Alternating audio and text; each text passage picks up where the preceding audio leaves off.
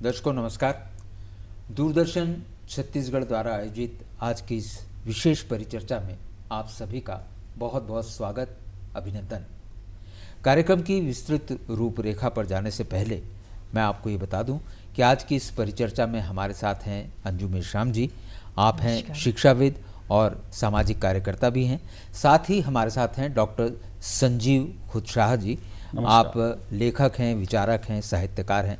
आप दोनों का बहुत बहुत स्वागत, अभिनंदन। शुक्रिया। अब मैं आता हूं कार्यक्रम की तरफ। आज हमारा देश भारत अपने संविधान निर्माता, भारत रत्न बाबा साहेब डॉक्टर भीमराव अंबेडकर जी की 135वीं जयंती मना रहा है। इस अवसर पर समूचे राष्ट्र का उन्हें शत नमन, प्रणाम। जब हम डॉक्टर बाबा साहेब भीमराव अंबेडकर जी की बात करते हैं तो एक ऐसी शख्सियत हमारे सामने आती है, जहन में आती है, जिन्हें बार बार नमन करने को दिल करता है और हम उन्हें नमन करते हैं जो कम लगता है, क्योंकि उनकी सोच, उनके विचार, उनके जो उन्होंने राष्ट्र को अपना संविधान दिया, आज हम जो एक प्रगतिशील भारत बन के समूचे विश्व के सामने चमक रहे हैं, इसमें बाबा साहब की बहुत बड़ी भूमिका है। उनका व्यक्तित्व निश्चित तौर पर युग दृष्टा, युग पुरुष का रहा है।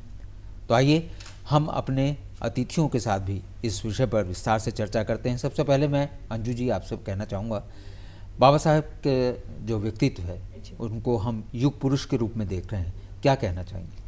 सबसे पहले तो बहुत बहुत धन्यवाद। निश्चित ही बाबा साहब अपने समय के बहुत विद्वान और लोगों की भलाई के लिए जितने भी कार्य करने हैं, वो सारे कार्य मतलब लोगों की जो है शिक्षा पे कार्य किया, उनके स्वाभिमान के लिए, उनके रोजगार, किस तरह से एक रोजगार, अच्छा रोजगार मिले, आर्थिक रूप से वो सशक्त हों। तो इस तरह भारत के प्रत्येक नागरिक के लिए उन्होंने एक अच्छे जीवन के लिए, और जिसको हम कह सकते हैं डिग्निफाइड लाइफ के लिए, उन्होंने बहुत सोच विचार के एक एक चीज़ों की को लिखा, संविधान में उसको जगह दी। तो जिसका परिणाम आज हम देख पा रहे हैं कि भारत में किस तरह से हर व्यक्ति, महिलाएं उसमें हम विशेष कर लेते हैं, किस तरह से विभिन्न क्षेत्रों में आगे बढ़ रही हैं। और ये बाबा साहब के जो कार्य थे, जिस तरह से उन्होंने सभी लोगों को मतलब एक अच्छा जीवन स्तर मिले, उसके लिए कार्य किया। इसलिए हम उन्हें आज याद भी कर रहे हैं और एक युग दृष्टा के रूप में हम उन्हें देखते हैं। बिल्कुल सही कह रहा आपने।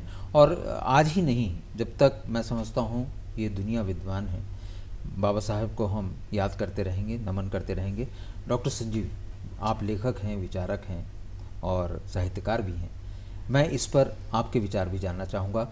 युग पुरुष के रूप में आप बाबा साहब के बारे में क्या कहना चाहेंगे? देखिए, बाबा साहब का जीवन अगर अपन देखते हैं तो उनकी जो शुरुआती पढ़ाई लिखाई हुई, बाहर बैठने को दिया गया, फिर जो छुआछूत, जो भेदभाव उन्होंने झेला, और उसके बाद उन्होंने विदेश में जाकर के पढ़ाई की और वो एक नई शख्सियत बन करके सामने आए और संविधान उन्होंने लिखा। तो इस दौरान आप देखिए, संविधान को आप पढ़िए, आप देखेंगे कि बाबा साहब जो है, जो उन्होंने झेला था, उसके बावजूद संविधान में उन्होंने सबको बराबर का अधिकार दिया। बिल्कुल, मतलब ये नहीं था कि एक होता है कि मुझे कष्ट मिला है तो मैं उसका कोई बदला चुकाऊं या बदला लूं, ऐसी वाली बात वहाँ पर नहीं है। वो सबको सब, चाहे वो किसी भी समाज के हो, किसी भी धर्म के मानने वाले हों, उन सबको उन्होंने बराबर नज़र से देखा और बराबर अधिकार दिया। और जो सुविधाएं मिलनी चाहिए वो हर, चाहे वो गरीब हो चाहे वो अमीर हो, उन सब के लिए एक जैसी सुविधा, मतलब कहीं कोई भेदभाव नहीं, कहीं कोई ना रंग का, ना उसका जाति का, ना धर्म का, कोई भेदभाव नहीं, बिना उसके उन्होंने काम किया। जैसा आपने अभी कहा शिक्षा के बारे में, हम ये मान के चलते हैं, जैसे ये कहा जाता है कि बिन पानी सब सून, ठीक वैसे ही बिना शिक्षा के किसी भी व्यक्ति का जो व्यक्तित्व है वो उतना नहीं निखर पाता जो शिक्षा के साथ उसे मिलता है। इस बात को बाबा साहब ने बहुत बचपन में ही समझ लिया था। और उस समय के अगर हम परिदृश्य को देखें तो उस समय तमाम रूढ़िवादिताएं थी, है ना, तमाम ऐसी बातें थी जहाँ पर शिक्षाविद लोगों को सामने आना पड़ा और उन्होंने आकर के बहुत सारे परिवर्तन किए। अंजू जी, महिलाओं की स्थिति की अगर हम विशेष बात करें, आपने शुरू में भी कहा है कि उस समय महिलाओं की जो स्थिति थी वो निश्चित तौर पर घर तक ही सीमित थी, लेकिन बाबा साहब ने उस बात को महसूस किया और उन्होंने उस समय ये बात बोली कि अगर किसी समाज को प्रगति करना है तो महिलाओं को घर की चार दीवारी के बाहर आना होगा, शिक्षित होना होगा। और आज उनकी सोच का हम परिणाम देख रहे हैं कि महिलाएं न सिर्फ कंधे से कंधा मिलाकर पुरुषों को चल रही हैं, बल्कि कई क्षेत्रों में उनसे भी आगे हैं। तो ये बहुत बड़ी बात और बहुत अच्छी सोच थी उनकी। क्या कहना चाहेंगे, उस समय बाबा जी ने किस तरह से शुरुआत की होगी? जैसे डॉक्टर संजीव जी ने कहा कि किस तरह से वो विकट परिस्थितियों के बावजूद भी अपनी शिक्षा को बहुत जोर देते थे, और निश्चित ही जब वो पढ़ते गए तो उन्हें नए नए तरीके से किस तरह समाज में जो मतलब कठिनाइयाँ हैं जिसने लोगों के जो विकास को रोक रखा है उसे आइडेंटिफाई किया। तो उनमें उन्होंने पाया कि किस तरह महिलाएं यदि शिक्षित होती हैं तो वो आगे अपने परिवार को शिक्षित कर सकती। तो वो कहते भी थे यदि घर में किसी एक को शिक्षा देने की स्थिति हो तो लड़कियों को शिक्षा देना चाहिए, क्योंकि लड़कियां पढ़ेगी तो पूरा परिवार पढ़ेगा। और उसके साथ वो कहते भी थे कि शिक्षा वो शेरनी का दूध है जिसे जो पिएगा वो दहाड़ेगा। तो निश्चित ही कि जब हमारे पास ज्ञान आता है, बुद्धिमत्ता आती, तो हम सारी चीज़ों का विश्लेषण करते हैं, जो कठिन परिस्थितियाँ आती है उसके सही सही समाधान की ओर हम जाते हैं। तो बाबा साहब डॉक्टर भीमराव अंबेडकर ने भी महिलाओं को आह्वान किया कि आप सभी अपने बेटे बेटियों को बराबर से पढ़ाएं, अपने पतियों के साथ कंधे से कंधे मिला के चलें, आपके पति आपके सहयोगी हैं।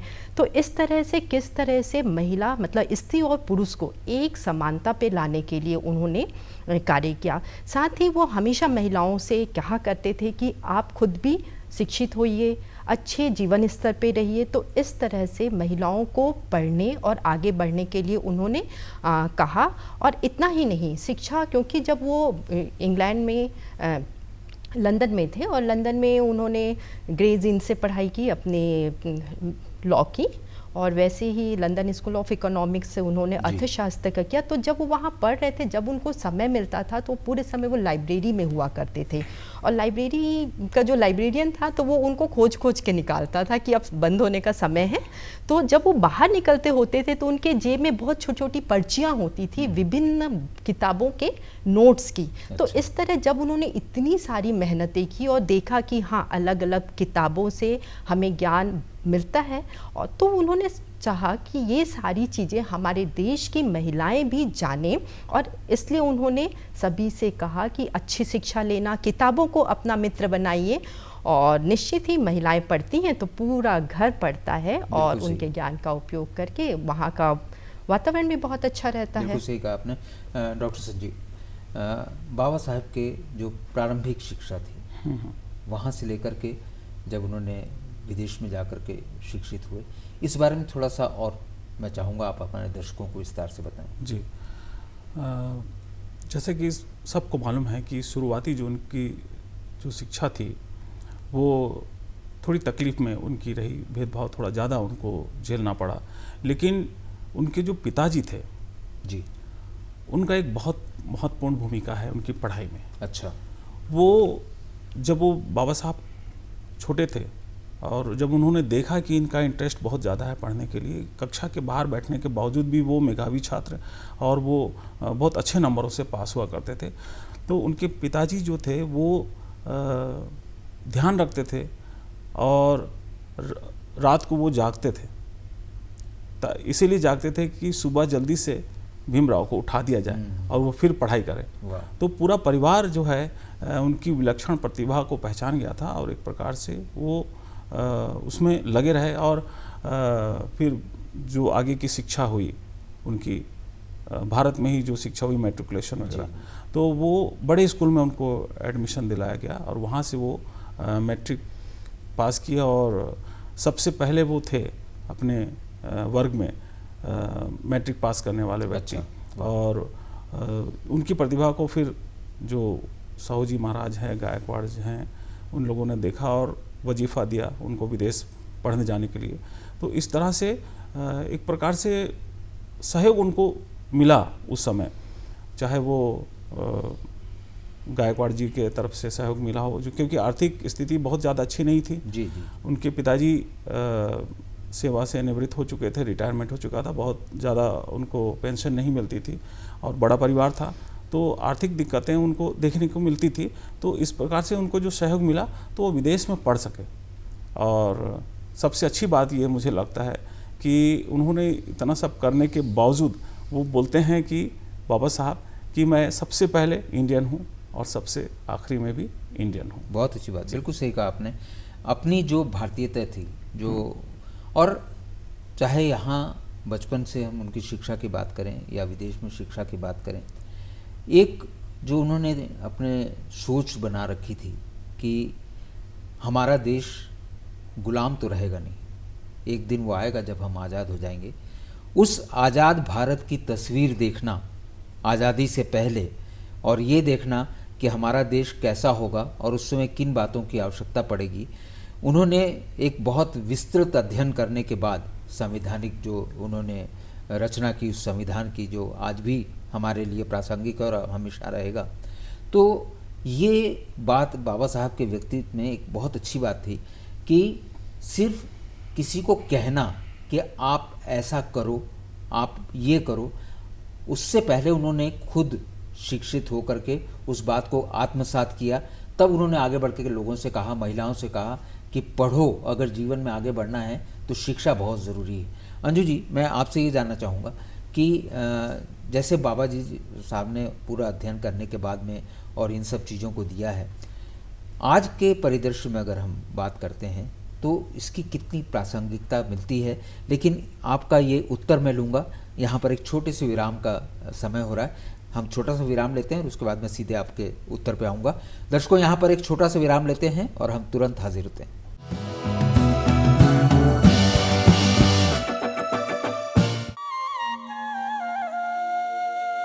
लोक सेवा प्रसारक दूरदर्शन ने OTT प्लेटफॉर्म पर कदम रखते हुए वेब्स की शुरुआत की है।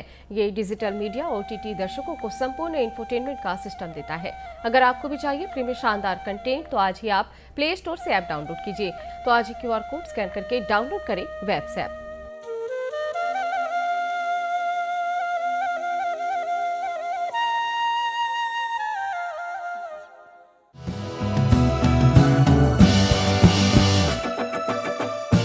विराम के बाद एक बार फिर आप सभी का बहुत बहुत स्वागत है। हम बाबा साहेब डॉक्टर भीमराव अंबेडकर जी की 135वीं जयंती पर विशेष चर्चा कर रहे हैं। हमारे साथ हैं अंजू मेश्राम जी, आप हैं शिक्षाविद और सामाजिक कार्यकर्ता हैं। डॉक्टर संजीव खुदशाह जी हैं हमारे साथ, जो लेखक हैं, विचारक हैं, साहित्यकार हैं। एक बार पुनः आप दोनों का बहुत बहुत स्वागत। विराम पर जाने से पहले मैं बात कर रहा था और उसमें एक बात मैं और जोड़ना चाहूँगा कि बाबा साहेब ने जो कुछ भी किया, जो इतना थॉरोली स्टडी करने के बाद में उन्होंने ये दिया, तो उस समय ये भी मुझे जानकारी है, हम लोग जानते हैं कि वो इतना ज़्यादा पढ़ाई में व्यस्त रहते थे कि वो अपने खाने पीने का भी ध्यान नहीं देते थे। आपने एक बात अभी कही थी कि वो लाइब्रेरियन उनको ढूंढ ढूंढ के बोलता था कि अब जाने का समय हो गया। तो ऐसे ही जब उनको खाने पीने का ध्यान वहाँ पर कौन उनका ध्यान रखता था? किस तरह से बाबा साहब ने वो अपना जीवन जिए? देखिए, उसका तो बहुत कहीं कोई रिकॉर्ड नहीं मिलता है, क्योंकि उनका जो उन्होंने अपने कार्यों को ज़्यादा दर्ज किया। जैसे आपने कहा कि उन्होंने अपने शिक्षा और सारा उपयोग करके किस तरह संविधान निर्माण में कार्य किया, तो मैं उसको थोड़ा और पीछे लेके यदि जाऊं तो 1935 के समय की जब बात है, भारत आज़ाद नहीं हुआ था और ब्रिटिश काउंसिल ऑफ इंडिया ने जब भारत को आज़ादी के लिए कुछ थोड़े से अधिकार देने की बात की थी, तो उस समय जो ब्रिटिश काउंसिल के सदस्य मनोनीत किए गए थे डॉक्टर भीमराव अंबेडकर को, तो उस समय उन्हें श्रम विभाग वो था, तो श्रम सदस्य के रूप में वो मनोनीत किए गए थे। उस समय भारत के जो श्रम कानून बने थे, किस तरह से श्रमिकों की स्थिति थी, विशेषकर जो खदान वाले मजदूर हुआ करते थे, उनकी स्थिति बहुत दयनीय थी और महिलाएं भी खदान के अंदर जाया करती थी। तो उन्होंने इन सारी परिस्थितियों को पूरे देश में भ्रमण करके देखा और ये पाया कि किस तरह से हमें इसमें बदलाव करना या कौन कौन से नियम बनाए जाए। तो श्रम कानून जब उन्होंने बताया तो महिलाओं का विशेष ध्यान रखा, क्योंकि जो गर्भवती महिलाएं हैं वो खदान के अंदर ना जाएं, बाहर रहें।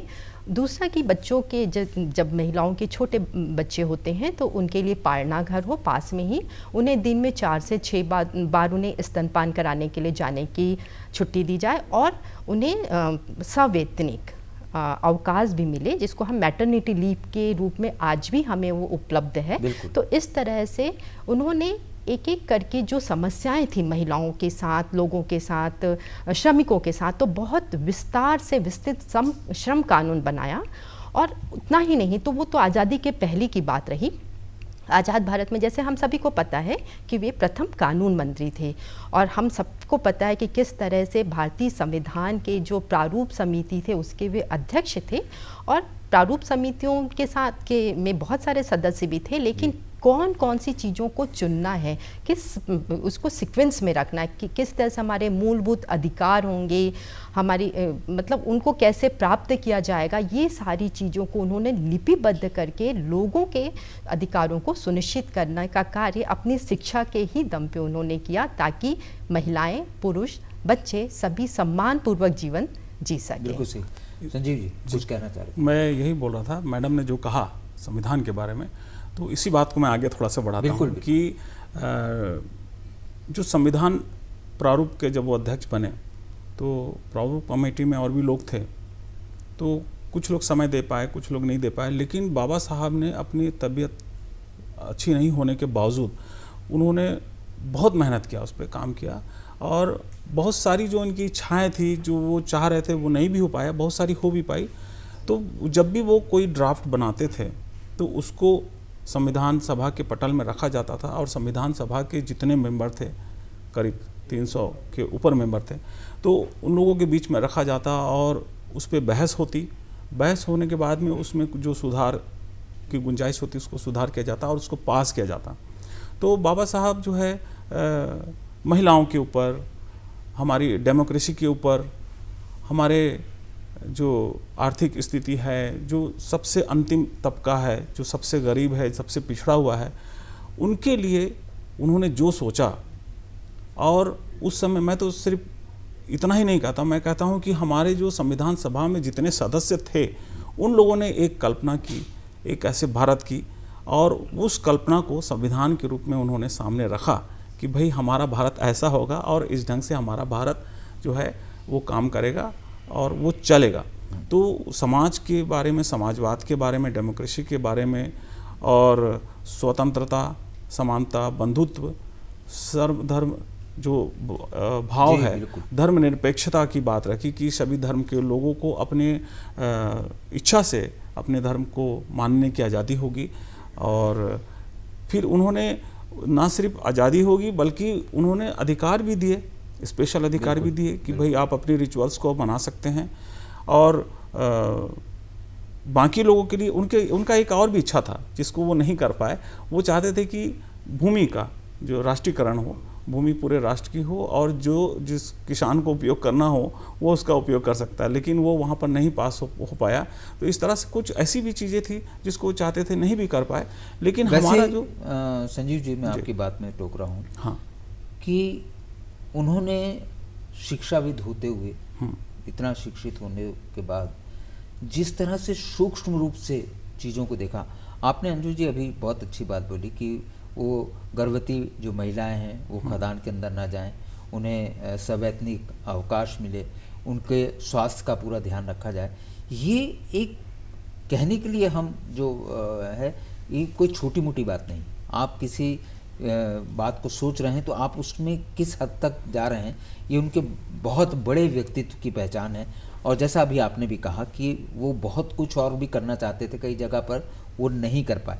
लेकिन कुल मिलाकर के हम ये देखते हैं कि आज हमारे देश भारत की जो छवि है, जिसके सामने पूरा विश्व नतमस्तक हो रहा है, इस छवि को बाबा साहेब डॉक्टर भीमराव अंबेडकर जी ने ही दिया है। और उसके लिए निश्चित तौर पर पूरा राष्ट्र जो है उनको नमन करता है और करता रहेगा। हम कभी भी जो है ये नहीं कह सकते कि साहब हमारे लिए उन्होंने क्या नहीं किया, सब कुछ किया। आप कुछ कहना चाह रही हैं? हाँ, मैं यही कहना चाह रही हूँ कि किस तरह से उन्होंने एक विकसित राष्ट्र की परिकल्पना की। तो विकसित राष्ट्र मतलब उद्योग, व्यवसाय, किस तरह से हमारे किसान जो हैं उनको लाभ मिले, उनकी समस्याएं, तो जितने हम बांध के परियोजना देखते हैं, बिजली का परियोजना देखते हैं, उद्योग विभाग देखते हैं, तो ये सारी चीज़ें कहीं एक विस्तृत सोच और विकसित सोच की बात करती है।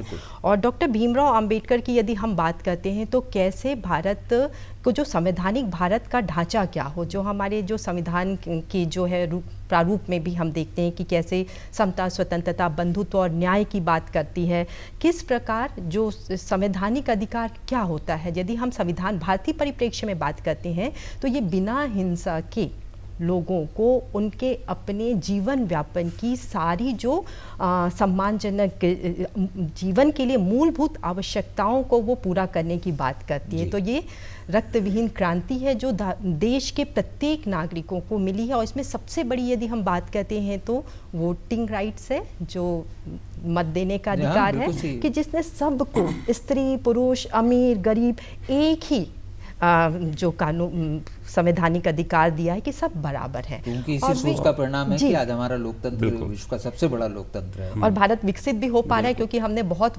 उद्योग और बांध और इतनी सारी चीज़ों पे काम किया।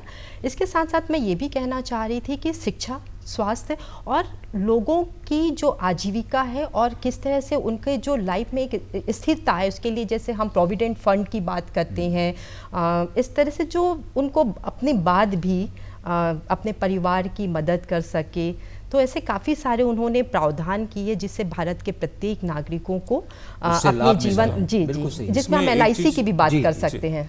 जी बिल्कुल सही कहा मैडम ने। इसमें एक चीज़ और मैं जोड़ना चाहूँगा कि संविधान की धारा 50 में उन्होंने विज्ञान की बात कही, तर्क की बात कही। ये एक बहुत महत्वपूर्ण है क्योंकि हमारा जो देश है तभी विकसित होगा जब हम विज्ञान की बात करेंगे और तर्क की बात करेंगे और अंधविश्वास को छोड़ेंगे। तो ये बहुत महत्वपूर्ण क्लॉज है, मुझे लगता है बाबा साहब ने इसको जोड़ा कि किस प्रकार से हमारा ये धर्म है, हमारा ये कर्तव्य है कि हम तर्क जो विचारधारा है उसको पूरे देश में फैलाएं और विज्ञान की विचारधारा को हम बढ़ाएं, क्योंकि विज्ञान के रास्ते में जा कर के ही भारत एक विकसित भारत हो सकता है। ऐसा वो भी मानते थे, हम सब मानते हैं। बिल्कुल सही कह रहे हैं। और संजीव जी, मैं ये भी कहूँगा आपकी ही बात में कि आदमी तर्क तभी कर सकता है जब उसके बुद्धि का विकास हुआ हो। बिल्कुल। अगर बुद्धि का विकास करना है तो शिक्षा का साथ आपको लेना पड़ेगा। बिना वजह की बहस करने से, चर्चा करने से कुछ नहीं होगा। तर्क जो हैं हमारे वो बहुत सार्थक होने चाहिए। और इसीलिए जब हम बैठ कर के चर्चा करते हैं और हम अगर बाबा साहेब भीमराव अंबेडकर जी की बात करें तो उन्होंने जरूर संविधान का निर्माण किया, लेकिन एक बहुत बड़ी काउंसिल के साथ में वो बाकायदा तर्क करते थे। बाकायदा चर्चा के बाद उन चीज़ों को अपने अंजाम तक पहुंचाते थे। ऐसा नहीं कि मैंने बोल दिया वो सही है, बल्कि वो पूरी तरह से बुद्धिजीवियों के बीच में बैठ करके अपनी बात रखते थे कि ये जो चीज़ है ये मैं सोच रहा हूँ, इस पर आपके क्या विचार होने चाहिए। तो ये जो तार्किक बुद्धि है ये शिक्षा से ही मिलती है और इस चीज़ को अम्बेडकर जी ने बहुत पहले ही महसूस कर लिया था और आज उसी का हम परिणाम देख रहे हैं कि हम बुद्धिजीवी जितने भी हैं, हम बैठ करके किसी भी बात पर अगर कोई तर्क करते हैं तो वहाँ हमारा शिक्षा का जो योगदान है हम उसको नकार नहीं सकते। आप कुछ कहना चाह रहे हैं? डॉक्टर भीमराव अंबेडकर कहते भी थे कि बुद्धि का विकास मनुष्य के जीवन का अंतिम उद्देश्य होना चाहिए, कि किस तरह हम अपने सभी कार्यों में अपनी बुद्धि का इस्तेमाल करें, मतलब आगे बढ़ने की वो बात करते हैं। और बुद्धिमत्ता की जब हम बात करते हैं तो तर्क, जैसे आपने कहा, तो ये कहा भी जाता है किसी बात को इसलिए नहीं मानो कि वो कोई कह रहा है, पहले अपनी बुद्धि की कसौटी पे कसो और किस तरह से आपको लगता है कि हाँ ये मानने योग्य है, मतलब यहाँ तक हमको अपग्रेड करें कि आप अपनी सोच वहाँ तक विकसित करिए। और ये सारी चीज़ें जितना आप ज़्यादा पढ़ेंगे, जितनी वैरायटी रहेगी, अलग अलग विषयों का ज्ञान लेंगे, उन्होंने कितने सारे विषय एक साथ किए, कहाँ अर्थशास्त्र, कहाँ मानव विज्ञान और कहाँ ये लॉ की बात करते हैं, तो जितना हम मतलब बृहद एरिया में जाते जाएंगे, ज़्यादा एरिया में जाएंगे तो हमारी बुद्धि उतनी ही तीक्ष्ण होती जाएगी। और निश्चित ही जब हम अपने आप को इतने मतलब मांझते हैं, यदि हम कह सकते हैं, क्योंकि वो हमको खुद से अपने आप के अंदर डेवलप करना होता है और उसका रास्ता कठिन ही होता है कि मेहनत करनी होती है, अपने आप को डिसिप्लिन मतलब अनुशासित रह के। और बाबा साहब ने अपने जीवन में पूरे जीवन में अनुशासन का पालन किया, और जो कि उनके व्यक्तित्व में झलकता है। और यही एक वजह रही कि बाबा साहब इतने कम समय में इतना कार्य कर गए। उन्होंने बहुत सारे साहित्य की रचना की जो कि आज भी हमारा मार्गदर्शन कर रहे हैं और हमेशा करते रहेंगे। जी जी, आप चलते चलते। हाँ, मैं ये बता रहा था कि युग पुरुष की अगर हम बात करें तो बाबा साहब का एक सबसे बड़ी जो खासियत मुझे लगी वो ये कि वो जो बोलते थे, ना केवल बोलते थे, उसको अपने जीवन में भी उतारते थे जी। और जीते थे। तो उनका जीवन भी आप देखेंगे तो वो भी हमें जो है प्रेरणा देता है कि हमको जो भी पहले विचार है, आत्मसात करो, आत्मसात करो, और फिर दूसरों उसके को बाद बताओ। दूसरों को बिल्कुल बताओ। सही कहा आपने।